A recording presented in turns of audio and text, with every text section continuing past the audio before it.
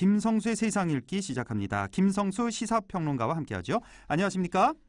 안녕하세요. 김성수입니다. 예, 오늘은 고 전태일 열사에 관한 소식 준비를 하셨는데, 전태일 열사 하면 아마 많은 분들이 영화 아름다운 청년 전태일 1995년에 개봉됐던 홍경희 씨가 주연을 했던 이 영화 많이들 떠올리실 텐데, 이 전태일 열사가 돌아가신 지 벌써 50년이 되는군요. 내일이면 바로 13일 내일이면 50주기를 맞아서 자, 이 고 전태일 열사에 대한 국민훈장, 무궁화장 추서식을 오늘 청와대에서 가졌습니다.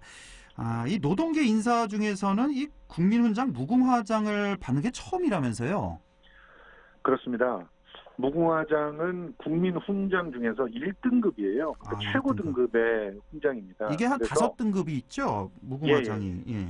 그래서 이 등급의 그 민주화 운동 유공자 중에서도 이 무궁화장을 추서받은 사람은 고 전태일 열사까지 포함해서 3번째입니다.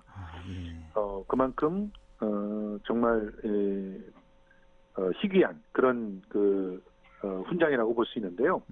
사실은 많은 사람들이 또 놀라실 거예요. 아니 우리나라 민주화 운동을 위해서 쓰러져가는 수많은 사람들이 있는데 그런데 전태일 같은 사람도 아직까지 훈장을 못 받았고 더군다나 그 노동계의 열사들이 굉장히 많은데 그 중에서 처음으로 무궁화장을 받았다. 그리고 민주화 유공자들 중에서 딱 3명째다. 이런 얘기들이 굉장히 참 의아하게 들릴 수도 있어요. 그런데 사실 이 민주화를 이끌었던 주역들이 사실은 민주화 운동 유공자로 분류되지 않았던 시절이 있습니다. 뭐 우리가 알고 있듯이 박종철 열사라든지 이한열 열사라든지 뭐 이런 분들이 관련자로 구분이 됐어요. 그러니까, 유공자가 아니라 관련자로.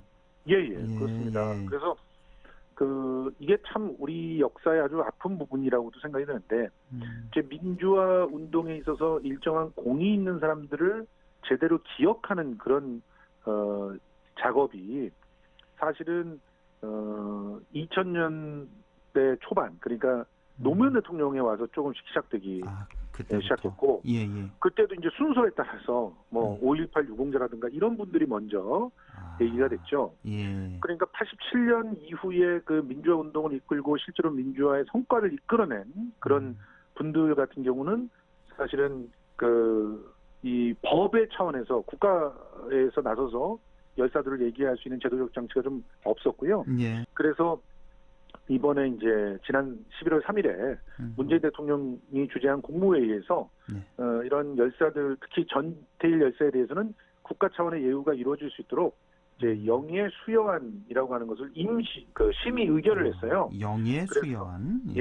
그래서 전태일 열사 같은 경우는 사실은 1970년대를 상징하는 인물이기도 하고 노동인권이 획기적으로 개선되게끔 하는 그런 결정적인 어떻게 보면 우리 전체 노동운동에 있어서 시작점이자 어떻게 보면 최초의 승리라고 이렇게 기억되는 그 청계피복 노조와 관련되어 있는 분이거든요. 그래서 국가사회 발전에 이바지했고 또 정부의 노동존중사회 실천 의지를 표명하기 위해서라도 전태일 열사한테 포장을 해야 되는데 그러면 어떤 포장이 돼야 될까? 마땅히 전체 노동계에서 가장 중요한 이 역할을 했던 분이기 때문에 무궁화장이 수여된다. 이런 얘기들이 나와서 진행이 됐던 겁니다. 그렇군요. 좀 우선순위에 좀 밀려서 많이 늦었지만 그나마 참 다행이다라는 생각이 듭니다. 이 전태일 열사가 국민훈장, 무궁화장을 받게 됐다는 거. 자, 근데 이 자리에 이게 이제 오늘 있었던 일이죠? 이게 맞습니다. 오늘. 이 자리에 이제 고 전태일 열사의 가족들이 참석한 걸로 알고 있는데 제가 알고 있기로는 민주당의 전순옥 의원도 이 전태일 열사의 여동생이죠? 전 의원이죠. 그러니까 첫째 동생이 전태삼 씨고 둘째 동생이 전순옥 전 의원이고 셋째 동생이 전태리 씨인데요. 이 분들 외에도 전태일 열사가 만들었던 삼동회라고 하는 조직이 있었어요. 삼동회. 예, 노조를 만들기 전에 예. 이 삼동회라고 하는 조직을 먼저 만들어서 여기서 근로기준법을 공부하고 그리고 우리들이 노동자로서 어떤 권리를 찾을 수 있는지를 함께 널리 알리려고 노력했던 그 삼동회의 식구들이 같이 참여를 했습니다. 아, 그래요? 예, 그래서 또 이번에 정부 포상을 추천한 그 고인의 동료 최종인, 이승철, 이면재, 김영문 씨, 또 전태일재단 이사장인 이수호 전 정교조 위원장이었죠. 이런 분들도 참여를 해서 함께 축하를 했는데 이번에 이제 훈장, 부상 그리고 또 꽃다발을 유족들에게 수여를 하면서 특히 꽃다발이 이제 추모의 마음을 담은 국화와 또 영원히 기억한다라는 꽃말을 갖고 있는 노단새라고 하는 꽃이 있습니다. 이 두 가지를 이 노단새라는 꽃은 특히 드라이 플라워로 많이 이제 활용이 되는데 이 꽃을 함께 구성을 해서 만들어서 의미 있는 그런 시간이 됐고요. 특히 열사에 대한 훈장 수여가 고 이소선 여사를 비롯해서 가족들의 헌신과 또 함께 지금까지도 그 정신을 기리기 위해서 노력해온 친구들, 동지들의 삶에 대한 격려가 되길 기대한다면서 문재인 대통령이 직접 격려를 했고요. 특히 이 50주기 범국민 행사가 이제 진행이 되는데요. 이 범국민 행사에도 이제 큰 힘이 되자 이렇게 보고 있습니다. 예, 그렇군요. 이 청와대에서 있었던 이 행사, 그 가족들, 그 동생들입니다. 동생들 함께했고 옛 동지들과 함께했던 이 행사.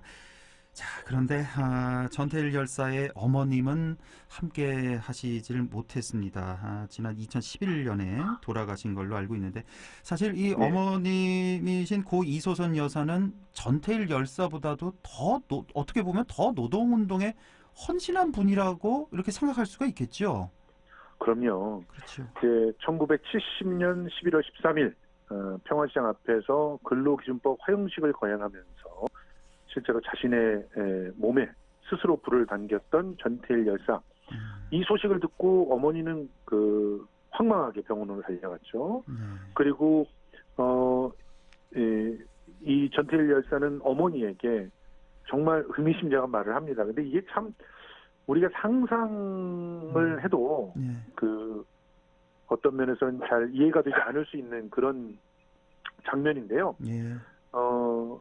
전태일 열사는 온 몸이 그 화상으로 정말 뒤덮여 있어서 혼자서 스스로 뭘 먹거나 이런 것들이 다 불가능했고 자발적 호흡도 굉장히 어려운 그런 상황이었는데도 어머니께 내가 못다 이룬 일을 꼭 이루어 주셔야 됩니다라고 약속을 몇 번이나 다짐을 했어요.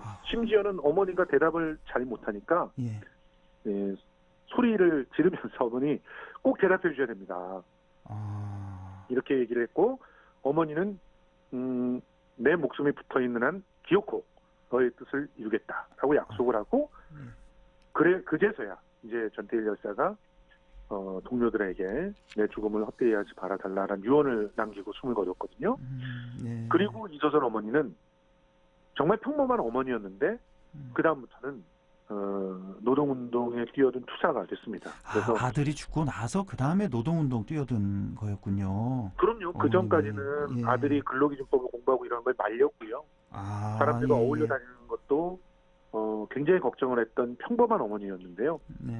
아들이 숨을 거두고 난 다음부터 아들의 뜻이 이루어지기 전에는 장례를 치르지 않겠다고 선언하고 시체 인수를 거부하고 버텼고요. 이 소식이 전해지면서 대학생들이 움직이기 시작했습니다. 그때 이제 대표적인 분이 이제 장기표 씨였고요.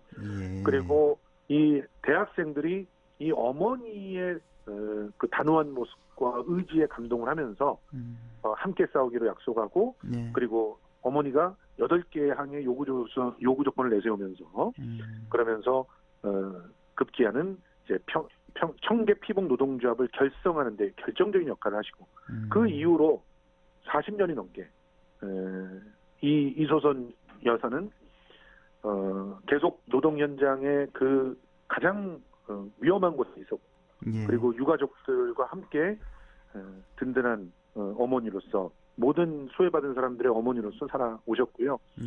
2011년에 돌아가실 때까지 큰 어른으로 많은 존경을 받았습니다. 아유, 그렇군요. 이 이소선 어머니도 지난 6월 10일이었죠.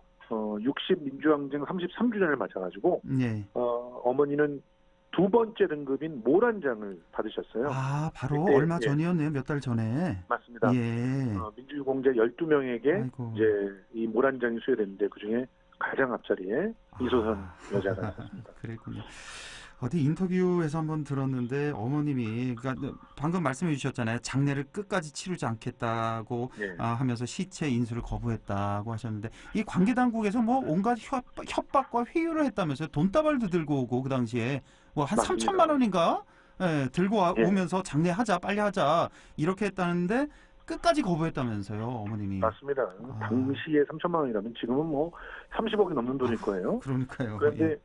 그런 협박과 매수를 다 이겨내고 결국은 노동조합을 이제 만들어서 노동운동의 산실 역할을 하도록 했고요. 예. 특히 어머니께서 이 노동자들의 투쟁에 늘 선두에 섰기 때문에 투옥도 많이 당하셨어요. 그런데 그런 것들도 전혀 겁내지 않으시고 예. 다른 자식들까지도 함께 이제 노동 운동가로 키워내면서 그러니까요. 이런 아들의 유지를 구현해낸 그런 어머니이셨습니다. 그러니까 예, 투옥도 많이 되고 뭐 경찰 쏠려간 게 연행된 한 390회 정도나 된다고 네, 맞습니다. 그 딸이 얘기를 하던데 아이고 시간이 1분 정도 남아서요. 그 아름다운 청년 전태일 기념관이 문을 열었다고 하던데 이 소식 잠깐만 좀 정리해 주실까요? 예, 작년에 열었어요. 49주년 기념으로 이제 열었는데 이것도 굉장히 참 늦은 일인데 어쨌든 만들어지면서 다양한 기념 행사의 중심이 되고 있습니다.